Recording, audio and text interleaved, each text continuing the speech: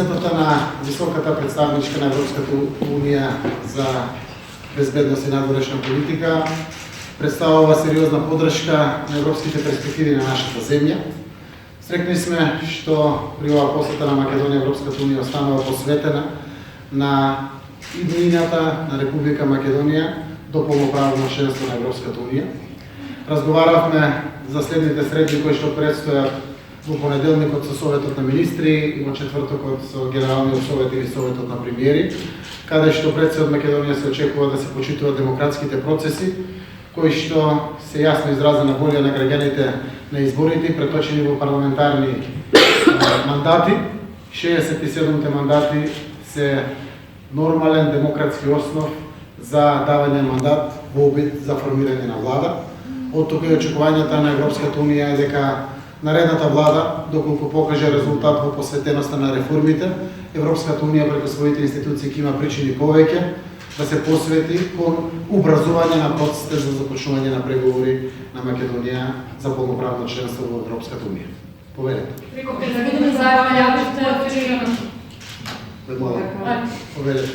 наредната влада, очекувате ли брзо расчистување на оваа криза? Јас се надевам, како што и синак ја повикав, дека господинот Иванов ќе ја преиспита својата одлука и навистина ќе ги почитува демократските процеси што се својствени за секоја нормална земја која што себе се декларира за демократска земја. Демократските процеси преку избори дефинираат број на мандати. Во моментот за да овие 67 пратенички мандати стојат приближно 700.000 гласачи во Македонија. И тоа не можете да го пренебрегнете. Едноставно треба да го почитуваме. Причина повеќе е заради тоа што стравот од ескалирање на кризата е реално присутен, кога имате неразумни политичари во државата. Тоа може да биде само причина повеќе за да процесите се придвижат кон своето уставно и законско поставување во делот на формирањето на владино мнозинство. Пораката од Могерини, како да се реши политичката криза? Политичката криза мора да се реши согласно уставот и согласно законите во Македонија.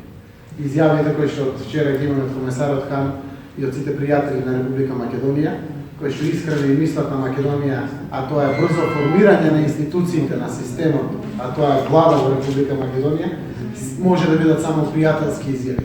Сето друго, кое што значи очекување Македонија да биде без влада, без институции, не можете да го сметате за пријателско однесување кон Македонија. Од тука, првиот чекор е господинот Ѓорги Иванов да ја преиспита својата одлука и да ги почитува овие 67 мандати, зад кои што стојат приближно или околу 700.000 гласачи, за да може понатаму се придвижат процесите.